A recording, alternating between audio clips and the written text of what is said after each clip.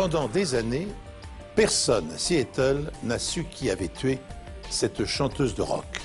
Les preuves ont dû attendre dans un congélateur, jusqu'à ce qu'un ordinateur identifie un suspect à plus de 1600 km de là. Une adolescente disparaît de son domicile dans le Colorado en laissant peu d'indices. Pendant 2 longues années, l'enquête s'enlise avant que la vigilance d'un expert en empreintes digitales ne révèle au grand jour une gigantesque faille dans le système. Bonjour, soyez les bienvenus sur ce plateau pour suivre ce nouvel épisode des Enquêtes impossibles. Mia Zapata, une rockeuse grunge, est étranglée dans la rue, la nuit, à la sortie d'un bar. Elle gît les bras en croix sur le trottoir. S'agit-il d'un crime démoniaque ou sacrificiel?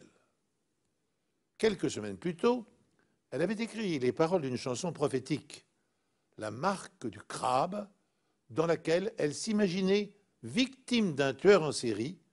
Alors, fiction et réalité se sont-elles confondues? Le prédateur a-t-il cherché à s'incarner dans la chanson? À moins qu'une pathétique coïncidence ne soit venue brouiller les cartes. Au début des années 90, Seattle, dans l'État de Washington, est le théâtre d'une révolution dans le rock, l'arrivée du grunge. C'est un rock dur, énervé, et il attire des milliers de personnes dans la région. Des musiciens du monde entier venaient jouer ici. Des fans emménageaient ici simplement pour voir des groupes sur scène. Il y avait pas mal de petits clubs dans lesquels vous pouviez entendre les stars de demain. Au début des années 90, il y avait 1 million de groupes prometteurs qui faisaient du grunge. Le cœur de cette révolution rock est un quartier du centre-ville de Seattle, Capitol Hill. Les loyers sont peu élevés et le crime et la drogue sont devenus un véritable fléau. Un jour, vers 3 heures du matin, un passant découvre le corps d'une jeune femme dans une ruelle déserte. Les secours ont essayé de la ranimer. Son corps était encore chaud. Apparemment, elle était morte seulement quelques minutes auparavant. La victime n'a pas de papier d'identité sur elle. Elle a été étranglée avec la cordelette d'un sweatshirt portant le nom d'un groupe de rock local, les Gits. Le lieu où le corps est découvert rend plausible l'hypothèse du crime religieux. De chaque côté d'elle, sur les 2 trottoirs, il y avait des bâtiments religieux. Une église catholique d'un côté, et de l'autre, les bureaux d'une association catholique de quartier. Elle était allongée sur le dos. Elle avait les pieds serrés et les bras écartés. Un peu comme un crucifix. Lors de l'autopsie, une chose inattendue se produit. Le médecin légiste reconnaît la victime. Il aimait aller écouter de la musique indépendante dans les clubs. Et il connaissait Mia Zapata. Âgée de 27 ans, Mia Zapata était la chanteuse principale et la parolière d'un des groupes de rock alternatif montants les plus populaires de Seattle. La communauté rock pleure aujourd'hui la chanteuse d'un groupe de Seattle. La jeune femme de 27 ans a été assassinée et la police recherche son assassin. Le mobile est encore inconnu.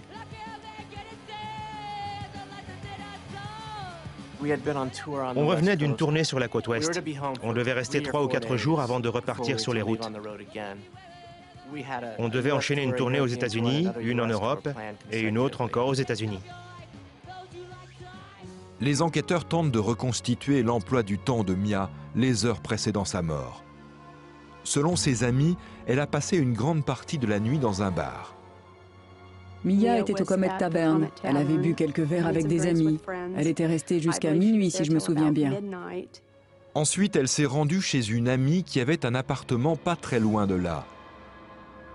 Elle en est repartie à pied vers 2 heures. Mia aimait beaucoup marcher et Seattle est la ville parfaite pour ça. Je suis sûr que c'est pour ça qu'elle n'a pas pris de taxi.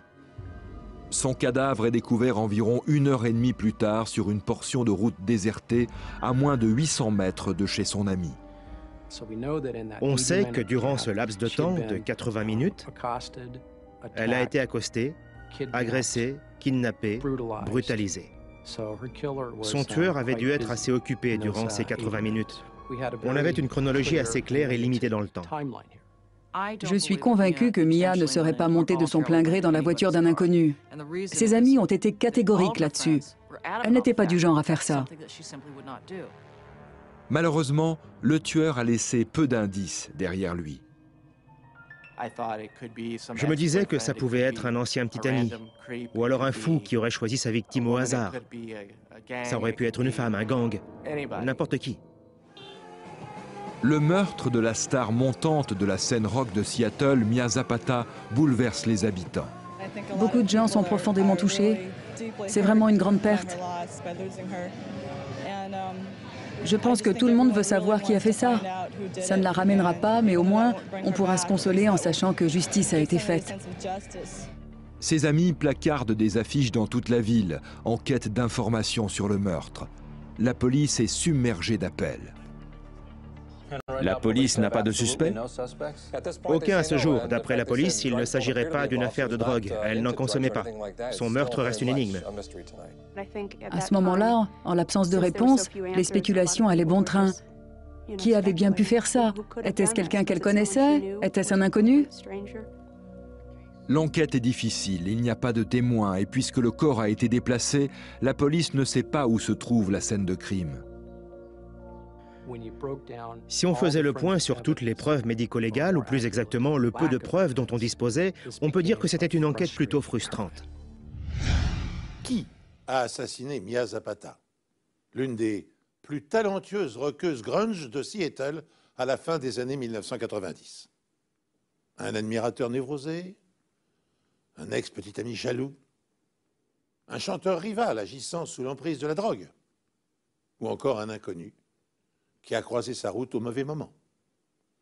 Les enquêteurs ne disposent pratiquement pas d'indices. Le seul élément qu'ils sont en mesure d'avancer est que le corps a été transporté de la scène de crime au trottoir où il a été découvert, et environ 1h30 après la disparition de la chanteuse. Alors l'autopsie révèle par ailleurs que la jeune femme de 27 ans a été sauvagement battue et violée avant d'avoir été étranglée. Le légiste a dit qu'elle aurait fini par mourir des coups à l'abdomen, des coups de pied et des coups de genoux, s'il ne l'avait pas en plus étranglée. Elle a été agressée sauvagement. Le légiste découvre aussi une marque de morsure sur la poitrine de Mia. Il prélève les tissus et les transmet au laboratoire d'analyse médico-légale, en espérant que le tueur ait laissé un peu de salive et ainsi peut-être un échantillon de son ADN. On extrait l'ADN des cellules à l'intérieur de votre bouche et des cellules sur vos joues et vos gencives. À l'intérieur de ces cellules, il y a les cellules nucléées qui contiennent l'ADN. Afin de déterminer si la marque de morsure contient de la salive, on recherche la présence d'amylase sur les prélèvements. Il s'agit d'une enzyme présente dans la salive qui décompose la nourriture. Une solution extraite à partir du prélèvement est placée dans une boîte de pétri perforée contenant un gel à base d'amidon, c'est-à-dire une source de nourriture. Pour reproduire les conditions de la digestion, la boîte de pétri est placée dans un incubateur à la température du corps humain pendant 24 heures. Lorsque la boîte ressort de l'incubateur, il y a des taches blanches à l'intérieur, preuve qu'il y avait bien de la salive sur le corps de Mia. Le résultat est positif quand il n'y a pas de coloration bleue. C'est dû au fait que l'amylase agit sur les molécules d'amidon et les désagrège. À l'époque, l'échantillon de salive est trop petit pour pouvoir y rechercher de l'ADN. Il est donc placé dans un congélateur de stockage. À la recherche de suspects, les enquêteurs commencent par s'intéresser à l'ex-petit ami de la chanteuse, Robert. Le couple avait rompu peu de temps avant le décès de la jeune femme. Certains ont dit qu'elle était contrariée par sa rupture récente avec son petit ami. Des bruits ont circulé selon lesquels elle aurait essayé de le retrouver cette nuit-là. Mais l'ancien petit ami de Mia affirme ne pas être au courant. Il déclare être sorti avec des amis, un alibi confirmé par les amis en question. Robert, son petit ami, a pleinement coopéré. Il s'est toujours présenté quand il a été convoqué et il a passé avec succès le détecteur de mensonges. Il avait un excellent alibi, solide, sans aucun trou. On l'a donc tout de suite éliminé de la liste des suspects.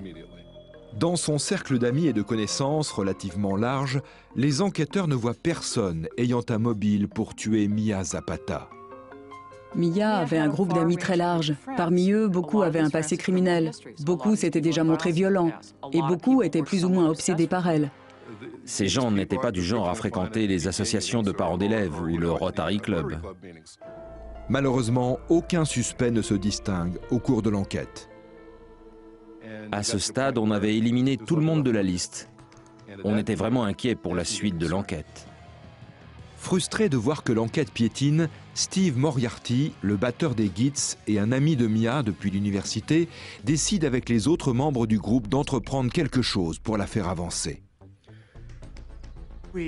On a décidé d'engager un détective privé. On n'avait pas d'argent, mais on allait le trouver. On voulait faire en sorte que cette affaire soit élucidée très vite.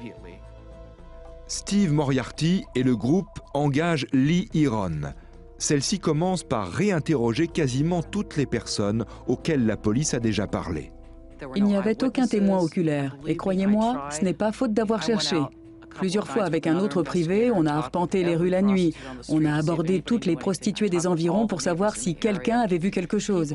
J'ai questionné tous les gens du quartier. On avait vu une voiture repartir, mais pas la personne à l'intérieur. Lee Heron finit par arriver à la même conclusion que la police. Je crois qu'une majorité de gens pensaient que cette affaire ne serait jamais résolue. Personnellement, je me disais que le seul moyen de l'élucider un jour serait que quelqu'un parle ou qu'on identifie un ADN. L'affaire est alors classée. Et pendant 9 longues années, aucun fait nouveau n'apparaît. Mais heureusement, un prix Nobel de chimie va offrir de nouvelles perspectives aux sciences médico-légales. 9 ans. 9 ans se sont écoulés depuis le viol et le meurtre de Mia Zapata, sans qu'aucun indice ne soit parvenu à faire progresser l'enquête. Mais aux États-Unis, comme dans la plupart des pays en cas d'homicide, une affaire irrésolue ne peut pas être définitivement classée. Selon la police et Lee Heron, la détective privée engagée par les amis musiciens de la défunte, seule l'identification des traces d'ADN recueillies sur le cadavre pourrait conduire au meurtrier. Mais avec les techniques existant au début des années 90, le nombre de cellules est trop faible pour permettre d'établir son profil génétique. Étrange et pathétique coïncidence. 2 mois à peine avant le drame, Mia Zapata avait écrit une chanson prophétique dans laquelle elle imaginait qu'un inconnu l'assassinait.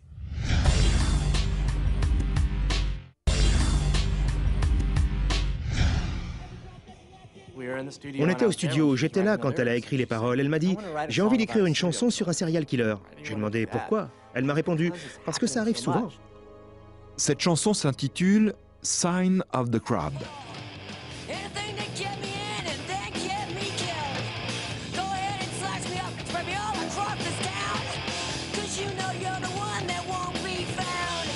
Ces paroles rappellent étrangement la manière dont Mia sera tuée. On avait effectivement le sentiment, cet été-là, que les crimes horribles se multipliaient. Ça avait un effet sur Mia et sur son écriture. Au final, ça a été une chanson prophétique, puisque c'est exactement ce qui lui est arrivé. Pendant 9 longues années, le meurtre de Mia Zapata reste impuni et la frustration de ses amis augmente. Je n'aurais jamais pensé que l'affaire resterait au point mort aussi longtemps. Au fur et à mesure que les jours, les mois, les années passaient, je voyais bien que les autres perdaient l'espoir de voir son meurtre un jour élucidé. Le meurtre de Mia a eu lieu en 1993. Un autre événement important s'est déroulé cette année-là. Kary Mullis remporte le prix Nobel de chimie pour avoir inventé une technique appelée réaction en chaîne par polymérase ou PCR. Cette technique rend possible une analyse ADN sur des échantillons de très petite taille. La méthode PCR, c'est un peu comme un photocopieur chimique.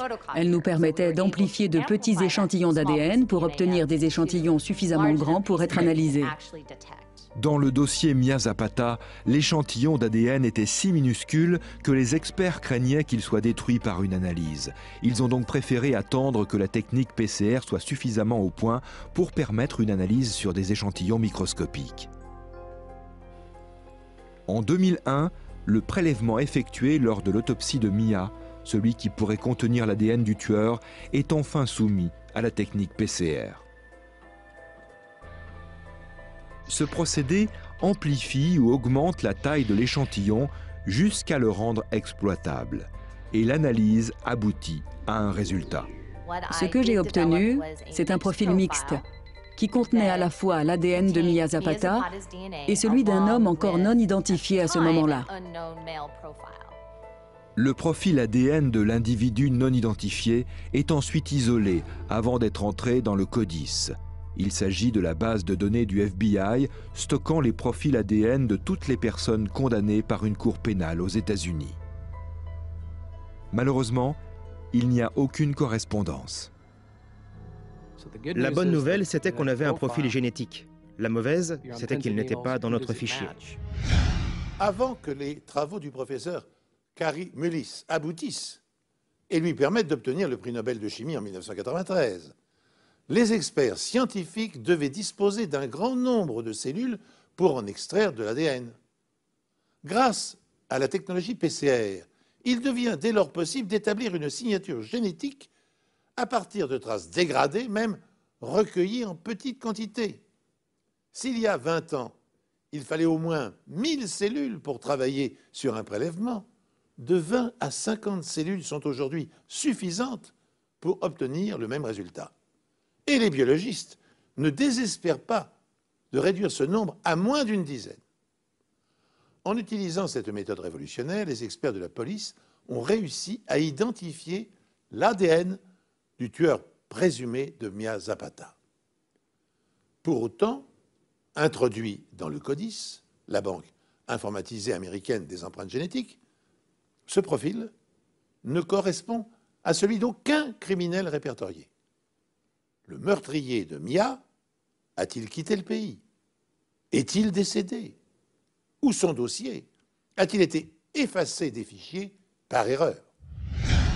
C'était incroyable de voir à quel point on manquait d'indices. Il n'y avait clairement rien dans le dossier, à l'exception d'un tout petit échantillon de salive trouvé sur la poitrine de Mia. Ça se bornait à ça. L'affaire est de nouveau classée.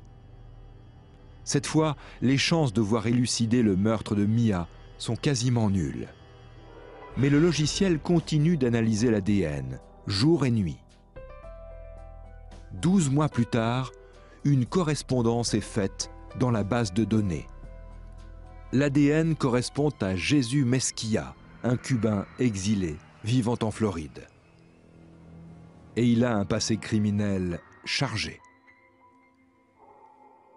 Qui était cet homme? On a découvert qu'il était aux États-Unis sur décision de Fidel Castro. Il était arrivé sur l'un des bateaux de l'exode de Mariel. Il faisait partie des criminels expulsés par Cuba. Il avait un casier en Floride et en Arizona. Rien dans l'État de Washington. C'est ce qui nous embêtait parce qu'on trouvait étrange qu'il n'ait pas commis de délit ou de crime ici s'il avait vécu dans les environs. Les enquêteurs de Seattle décident d'interroger Mesquia, qui est en liberté conditionnelle. Sa dernière adresse connue est à Marathon, en Floride. Les policiers demandent à leurs collègues de Floride de le surveiller jusqu'à leur arrivée. La police de Seattle a demandé aux collègues de Floride de se renseigner sur lui et ils devaient le surveiller de près. Mais quand les enquêteurs de Seattle arrivent en Floride, Jesús Mesquia s'est envolé. On arrive à Marathon et là, Jésus n'y est plus. On n'y croyait pas. Il a mystérieusement disparu. Là, l'inquiétude vous reprend et vous vous dites « c'est pas possible, il va encore nous échapper ». Mais une semaine plus tard, Mesquia rentre chez lui. Il explique qu'il a travaillé sur un bateau de pêche. Les enquêteurs de Seattle lui demandent s'il accepte de répondre à quelques questions. Le suspect est d'accord, il ne se doute pas que c'est un piège. Il s'est montré coopératif. On lui a montré 5 photos de victimes de meurtres sur lesquelles on travaillait. Parmi elles, il y avait celle de Mia Zapata. Vous avez vu des photos de Mia, elle n'avait pas un look classique. Le suspect déclare ne reconnaître aucune femme sur ces photos. Et là, je lui dis, et si je vous disais que vous avez tué l'une de ces femmes? Il répond, non, je n'ai tué personne. Il bondit et me montre ses mains. Je ne tremble même pas. J'ai dit, ça va, arrêtez de jouer les détecteurs de mensonges humains et asseyez-vous. Si Jesús Mesquia avait déclaré connaître Mia Zapata ou avoir passé un moment en sa compagnie, cela aurait pu expliquer la présence de sa salive sur son corps. Mais en niant les faits, il a scellé son destin. Il a nié la connaître, l'avoir jamais vue, avoir jamais eu affaire à elle. Mais sa salive était sur sa poitrine. Il y avait un hic. Un nouvel échantillon de l'ADN de Jesús Mesquia est comparé à l'échantillon obtenu lors de l'autopsie de Mia. Une nouvelle fois, il correspond. Cette salive, ça a été notre atout contre lui. Sans elle, on n'aurait jamais rien pu faire. 10 ans après la mort de Mia Zapata, son meurtrier est enfin inculpé. Je ne réalise pas encore. Je crois que je suis encore en état de choc. J'espère seulement que c'est bien réel. Les enquêteurs apprennent que Jesús Mesquia a vécu pendant quelque temps à Seattle, à 3 pâtés de maison de l'endroit où il s'est débarrassé du corps de la jeune chanteuse. Après l'arrestation de Mesquia pour le meurtre de Mia, une habitante de Seattle appelle la police et affirme avoir reconnu sa photo dans le journal. Cet homme s'est exhibé devant elle un jour. À partir de là, la défense n'avait plus aucune chance. On avait maintenant quelqu'un qui pouvait venir témoigner que c'était un dangereux malade. La théorie de l'accusation, c'est que Jesús Mesquia roulait sans but cette nuit-là dans les rues de Seattle, lorsqu'il a repéré Mia Zapata qui rentrait chez elle à pied vers 2 heures du matin. Mia devait écouter de la musique avec des écouteurs sur les oreilles.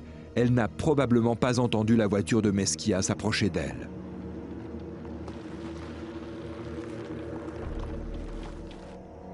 L'homme l'a enlevée, puis emmenée dans un endroit désert.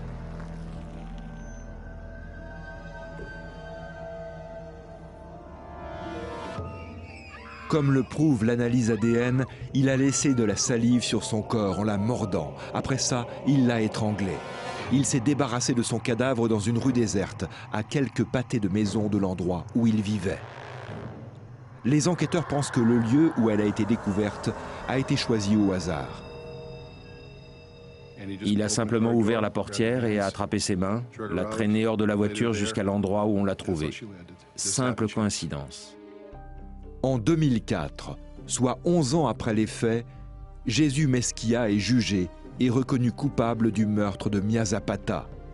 Il est condamné à une peine de 36 ans de prison. Justice a enfin été faite, grâce à un médecin légiste prévoyant qui a pensé à préserver des échantillons ADN en espérant que les progrès de la science permettent un jour de les analyser. Heureusement que le médecin légiste a conservé le seul échantillon d'ADN dont on disposait dans cette affaire. Il a fallu plus d'une décennie, mais cette preuve microscopique et les progrès des techniques d'analyse de l'ADN ont finalement permis de rattraper un assassin.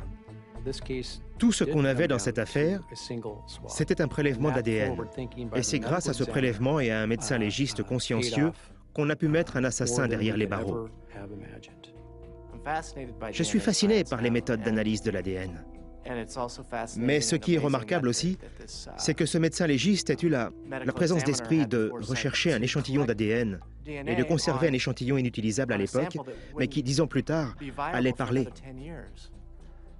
Les empreintes génétiques, c'est imparable. Ça nous aide énormément. Si vous me laissez le choix, je préférerais toujours avoir un ADN qu'une arme ou un témoin oculaire pour m'aider à résoudre une affaire. Ça a été la clé du dossier. Sans cette preuve, on n'aurait jamais résolu ce meurtre. La conclusion de cette affaire rend hommage aux experts de la police scientifique, aptes à mettre rapidement en application les avancées de la recherche fondamentale. Ainsi, ont-ils trouvé le moyen d'extraire l'ADN des cellules congelées de la salive du suspect, quelques mois seulement après la publication des travaux de Kary Mullis. En France, à Lyon, utilisant ces technologies, le laboratoire automatisé de l'Institut national de la police traite aujourd'hui quelques 300 000 profils génétiques chaque année. Pour boucler cette affaire, sachez encore que Mia Zapata avait appris à jouer du piano et de la guitare dès l'âge de 9 ans. Influencée par des styles musicaux tels que le punk rock, le jazz, le blues, elle avait créé un groupe, The Geet, dont le premier album avait connu un beau succès sur la côte ouest des États-Unis. Si une mort atroce ne l'avait pas fauchée à l'âge de 27 ans, serait-elle devenue une rockstar à l'égal des plus grandes? Malheureusement, nous ne le saurons jamais. Dans les affaires criminelles, un arbre peut parfois cacher la forêt. Dans notre histoire, l'arbre correspondrait au meurtre atroce d'une adolescente. Mais que serait la forêt? Un massacre? Un carnage insoutenable? Vous le saurez dans quelques minutes en suivant avec moi les rebondissements qui émaillent cette seconde enquête. Le 7 septembre 1991 débute comme une journée ordinaire pour la famille Church. Diane Church emmène ses enfants à l'école, va à ses occupations, puis part faire quelques courses en ville. Après une journée bien remplie, elle a prévu de passer une soirée tranquille en famille. Au départ, j'avais prévu de rester à la maison comme d'habitude. J'aurais lu une ou deux histoires aux enfants, comme toutes les mamans. Mais Diane se souvient subitement que son fils aîné a une réunion de louveteaux ce soir-là. Sage, 5 ans, et Heather, 13 ans, préfèrent rester à la maison. Heather n'avait aucune envie de se retrouver au milieu de tous les garçons. Elle a tout de suite demandé à garder son petit frère ce soir-là. Je lui ai dit, pas de problème. Finalement, je suis allée avec les garçons. Heather a suivi des cours de babysitting. Diane n'est donc pas inquiète de la laisser seule.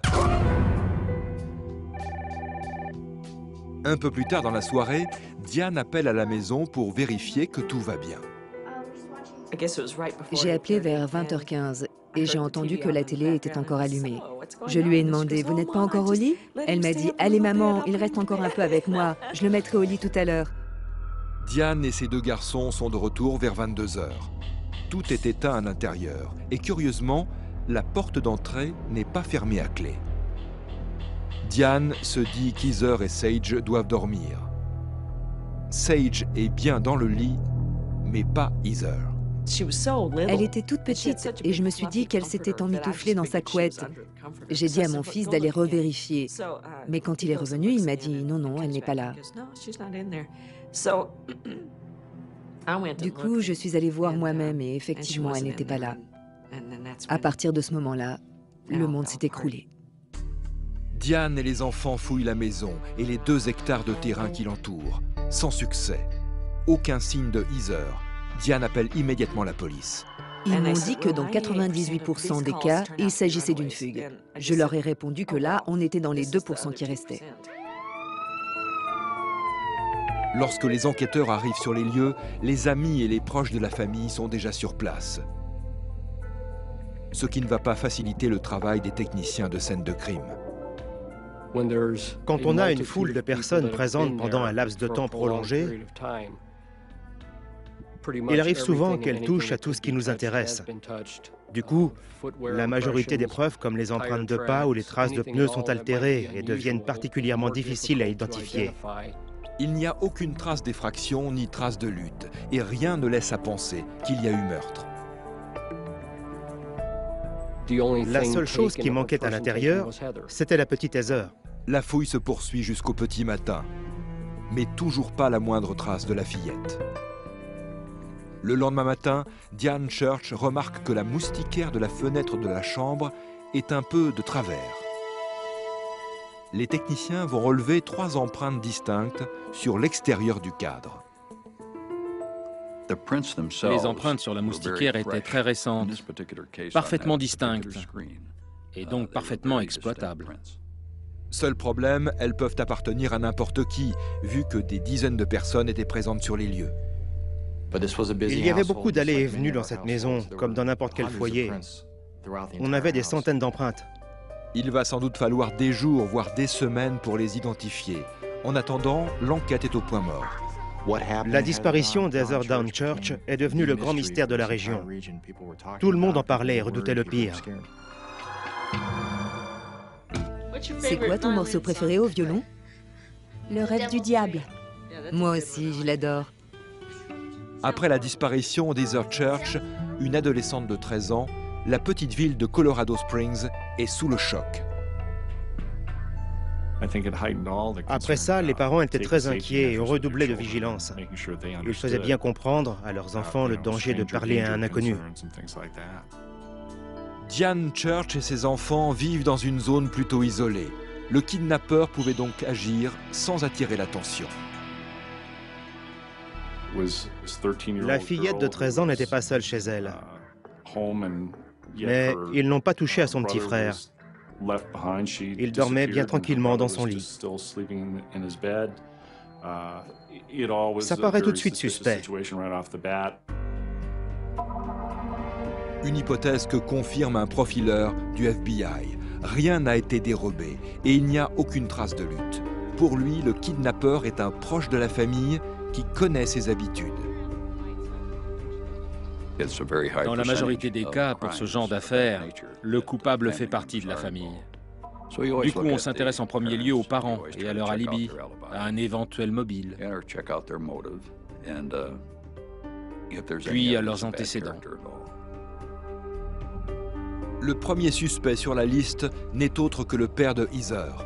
Le couple est séparé et l'homme vit seul. Le nombre des disparitions d'enfants est en augmentation partout dans le monde. En France, en 2011, 1620 mineurs ont disparu rien qu'en région parisienne. Fort heureusement, des fugues de courte durée représentent la majorité des cas. Les enlèvements parentaux, en particulier dans les couples divorcés ou binationaux, constituent la seconde cause de disparition. Seuls quelques cas, tenant compte des conditions potentiellement alarmantes des disparitions, furent qualifiés d'inquiétants par la police. Les parents d'Heather étant séparés, les enquêteurs soupçonnent dans un premier temps son père de l'avoir kidnappé. Le FBI voulait m'interroger et pendant près de 4 heures, j'ai eu droit au numéro du bon flic et du mauvais flic avec toutes leurs questions, dont certaines étaient vraiment dures à entendre. Des questions très personnelles, comme ce que je pouvais ressentir pour ma fille, par exemple. Mais Mike Church a un alibi pour l'heure de la disparition. Il était à un groupe de soutien pour parents divorcés. Plusieurs personnes peuvent en témoigner. Il a quitté la réunion à 21h30.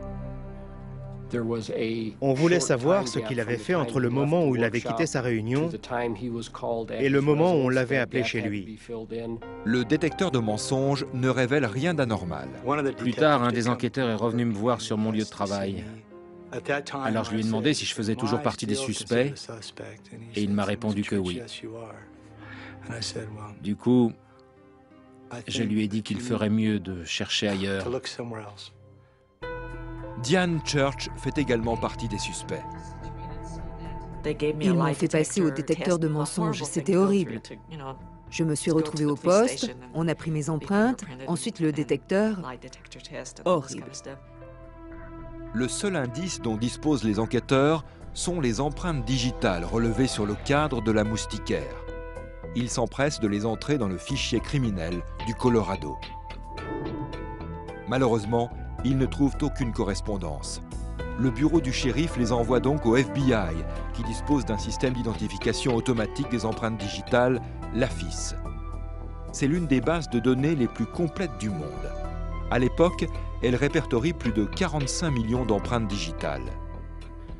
À ce moment-là, on s'est dit qu'en soumettant les empreintes au système AFIS, le fichier fédéral, on couvrirait le champ le plus étendu possible.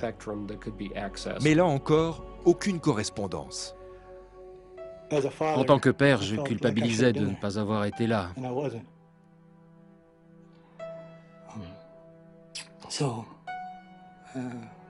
Déjà que j'avais raté complètement mon mariage, mais en plus je n'avais pas été là pour mes enfants quand ils avaient besoin de moi. Je m'en suis énormément voulu. Pourquoi je n'étais pas là? Tout ce que j'espérais, c'était qu'on l'avait enlevée pour remplacer un enfant disparu. Je m'accrochais à cette idée.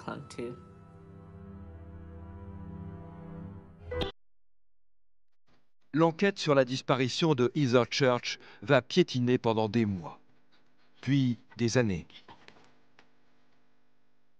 La police n'a pas trouvé la moindre correspondance entre les empreintes digitales relevées sur la moustiquaire de la chambre et tous les fichiers nationaux. Malgré cela, la famille Church ne perd pas espoir. C'est ce qui m'a permis de tenir. Il y avait des jours où parfois je l'imaginais quelque part dans les montagnes, seule, et elle m'appelait. C'était horrible. Du coup, j'ai vraiment tout fait pour rester positif et éviter d'avoir trop d'idées noires.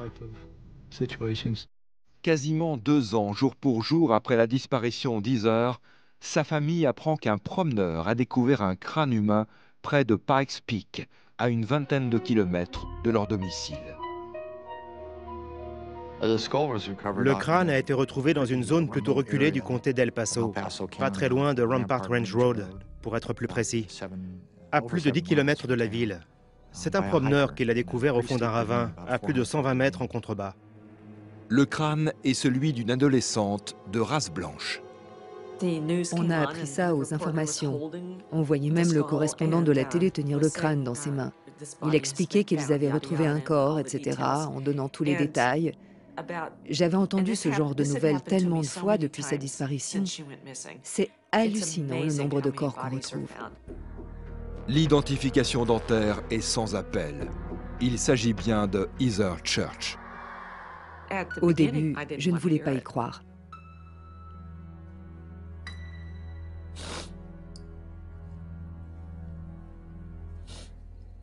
Les premières 24 heures, je leur ai demandé 100 fois s'ils en étaient vraiment sûrs. Je leur ai demandé une centaine de fois.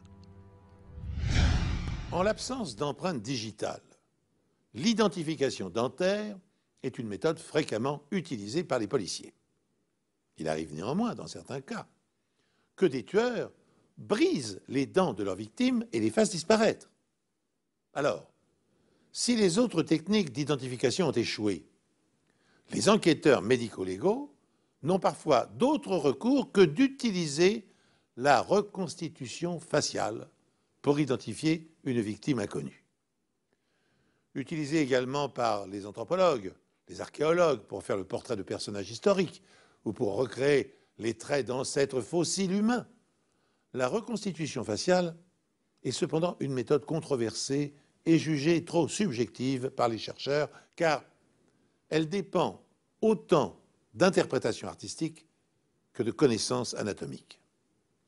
Heureusement, dans l'affaire tragique qui nous concerne, l'analyse dentaire a permis d'identifier la petite Heather 2 ans après sa disparition.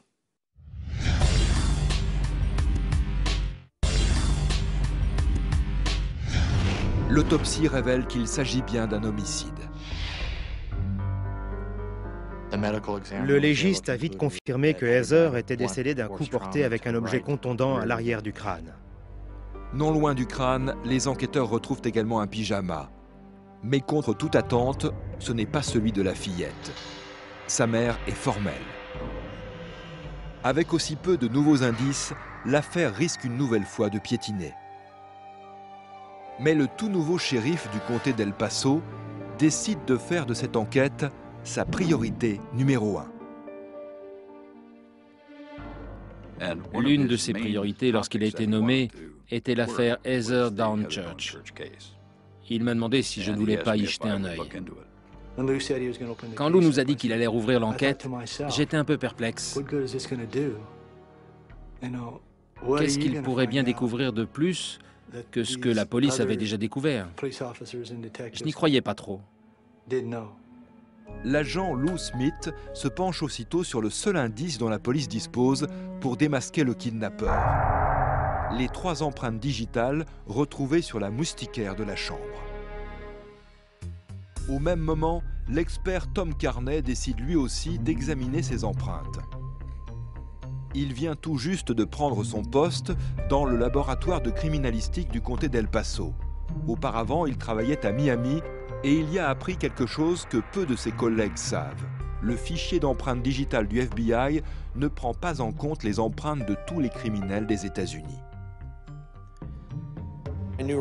J'ai tout de suite remarqué que les enquêteurs n'avaient pas interrogé tous les fichiers AFIS à leur disposition. Seuls 2 d'entre eux l'avaient été. Je pensais vraiment que le fichier était centralisé. Et si Tom Carney n'avait pas tiré la sonnette d'alarme, on n'y aurait jamais pensé. En effet, le fichier du FBI ne répertorie que les criminels emprisonnés pour des crimes graves et non ceux condamnés pour de petits larcins comme des cambriolages ou de simples vols. Carney va donc s'attacher à retrouver tous les fichiers qui auraient en mémoire des empreintes non répertoriées dans ceux du FBI. J'ai essayé dans tous les États du pays, même au Canada et au Mexique, pour qu'ils interrogent leurs propres fichiers. Carney parvient à identifier 92 fichiers d'empreintes digitales dans toute l'Amérique du Nord que le FBI n'a pas interrogés. J'ai demandé au labo photo de me préparer 92 copies des empreintes du dossier Heather Churchdown et je les ai fait parvenir à tout le monde. Vous le savez, il existe plusieurs fichiers répertoriant aux États-Unis les empreintes digitales des criminels. Pendant longtemps, l'AFIS, la Banque centrale de données dactyloscopiques du FBI, ne consignait que les empreintes recueillies auprès d'individus condamnés et incarcérés, soit près de 45 millions d'échantillons. Mais parallèlement à cela, des polices d'État constituaient leurs propres archives à partir des empreintes digitales de délinquants mineurs, comme les personnes ayant conduit en état d'ivresse par exemple. Cette méthode, que contestent d'ailleurs des associations de défense citoyenne, va-t-elle porter ses fruits? Les enquêteurs sont bien conscients de jouer leur va-tout. Si leur recherche se solde par un échec, il y a fort à parier que l'assassin de la petite Heather ne sera jamais identifié. Un mois plus tard, Tom Carney reçoit une réponse surprenante. Finalement, après 2 longues années, les autorités du Colorado tiennent enfin la piste qu'ils espéraient depuis longtemps.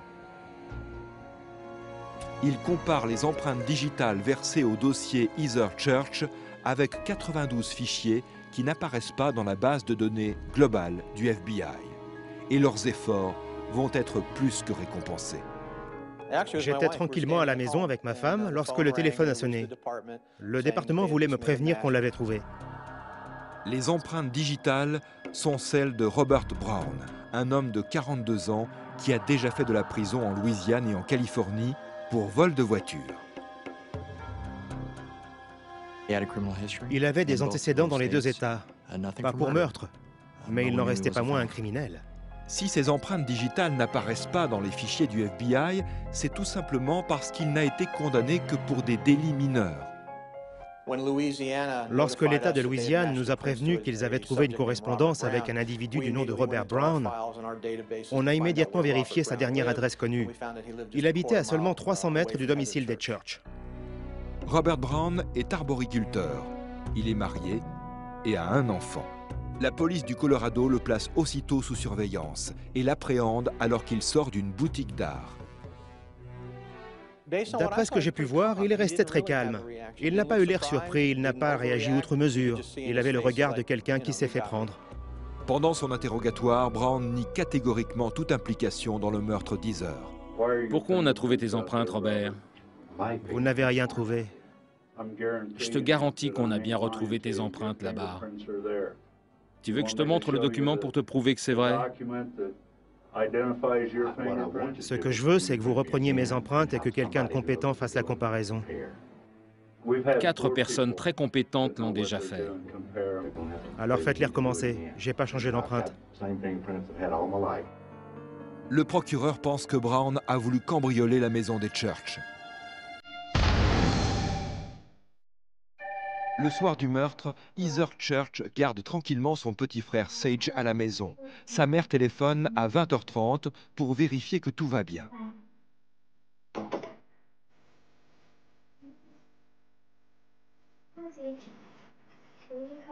Après avoir raccroché, Heather met son petit frère au lit, éteint les lumières et va elle aussi se coucher.